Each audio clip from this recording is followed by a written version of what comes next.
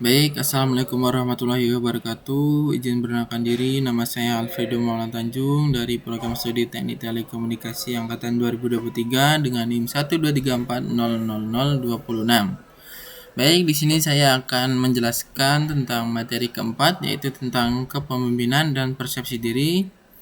Di dalam kepemimpinan dan persepsi diri, ada yang dinamakan dengan leadership esensial, yaitu yang berarti bagaimana kita mempengaruhi orang lain, dan leadership esensial adalah memiliki dua subbab, yaitu leadership function dan leadership partisipal. Dalam leadership function memiliki isi tentang instruktif, konsultatif, partisipatif, dan delegatif. Dalam leadership partisipal memiliki isi yaitu tentang inklusif, efektif, dan inisiatif. Adapun beberapa perbedaan antara leadership dan manajemen. Dalam leadership atau kepemimpinan terkait dengan memberikan arahan kepada tim, menghadirkan motivasi kepemimpinan, dan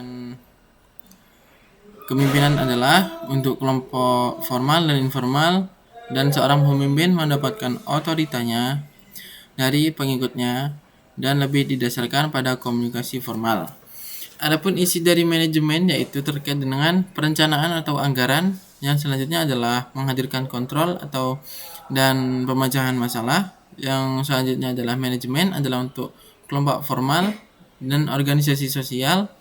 Yang selanjutnya adalah seorang manajer mendapatkan otoritasnya dari proses dalam organisasi tersebut. Yang kelima adalah lebih didasarkan pada komunikasi tertentu. Oke, yang selanjutnya adalah leadership. Apa sih itu leadership? Leadership adalah kepemimpinan yang berasal dari pengaruh sosial, bukan atau kekuasaan. Kekuasaan adalah sebuah jabatan atau seorang yang berkuasa. Ciri-ciri dari kepribadian, atribut, atau bahkan gelar tidak selalu membuat seorang pemimpin. Ada banyak gaya dan jalan menuju kepemimpinan yang efektif, dan kepemimpinan juga perlu berjalan dengan tujuan, bukan tanpa hasil yang diinginkan. Selanjutnya adalah shift leadership atau shift leadership adalah proses mengenal diri sendiri untuk mampu memberikan dampak terhadap diri sendiri dalam mencapai tujuan.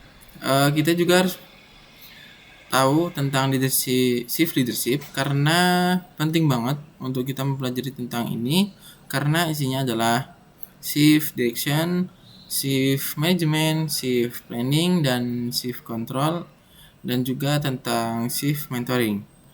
Adapun beberapa tips leadership development, yang pertama adalah tetapkan tujuan untuk memahami dan menjadi diri sendiri, menerima ide dan peluang, dan berikan pernyataan semuanya, dan mentoring shift, dan temukan kebaikan dan keindahan orang lain dan sekitarnya, dan kita juga harus menghormati orang lain dan career people. Oke, di sini saya selanjutnya adalah tentang persepsi diri. Persepsi diri menurut Dr. Andreas Sri Mulyono dan psikologi industri, persepsi adalah proses melakukan diskriminasi di antara rangsangan-rangsangan serta menginterpretasikan artinya dalam proses diri meliputi penginderaan atau esensial atau perhatian dan interaktif. Dan adapun faktor-faktornya yaitu sudut pandang, kelengkapan, data tingkat pendidikan, lingkungan, penarikan sudut pandang, dan kesimpulan. Ada juga pengalaman dan suasana hati. Dan juga ada ciri-ciri dari itu adalah bersifat pada subjektif, belum tentu benar, logis ataupun tidak logis, dan bisa saja saling bertentangan. Bentuk dan kegagalan perspektif adapun kesalahan atribusi adalah proses internal di dalam diri manusia untuk memahami penyebab perilaku orang lain, ataupun juga efek halo. Efek halo merujuk pada fakta bahwa begitu manusia yang selanjutnya adalah personalitif, adalah kategori atas satu kelompok secara serampang dengan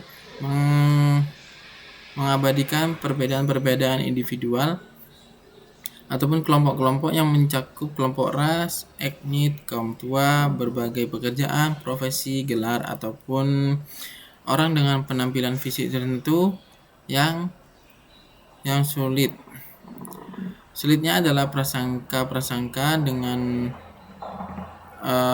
prasangka-prasangka adalah konsekuensi dari stereotip.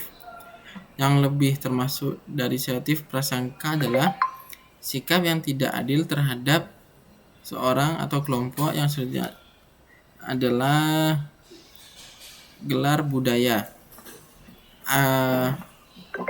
Gagar budaya adalah benturan persepsi yang diakibatkan penggunaan persepsi berdasarkan nilai-nilai budaya yang dipelajarinya di lingkungan yang baru, yang nilai-nilai budayanya berbeda dengan budaya yang dia di sana dan belum dipahami, dan benturan persepsi itu menimbulkan konflik yang dapat menyebabkan tekanan di dalam diri sendiri.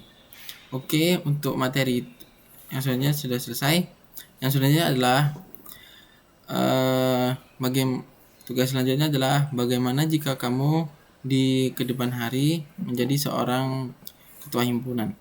Jika di kedepan hari saya menjadi ketua himpunan, saya akan bersikap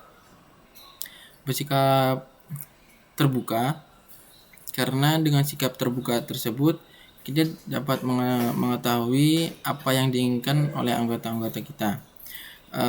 Selain itu juga saya akan bersifat